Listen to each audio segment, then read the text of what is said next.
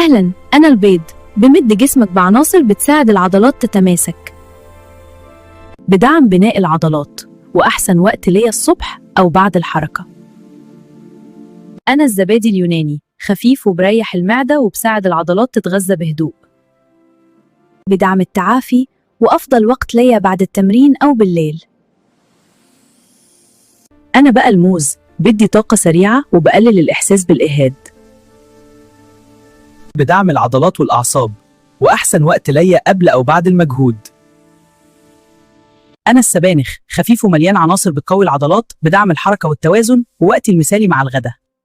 أنا بقى الكبير قوي، أنا المكسرات، صغيرة بس مفيدة وبساعد العضلات تتحمل.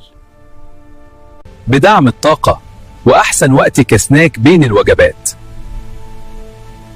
أنا بقى العدس، أنا مش تقيل وبشبع بهدوء، بساعد العضلات تتغذى، دعم القوة، أفضل وقت ليا الغداء. أنا الشوفان، بدي طاقة ثابتة من غير تقل، بدعم الأداء العضلي، ممكن تاكلني الصبح بدري.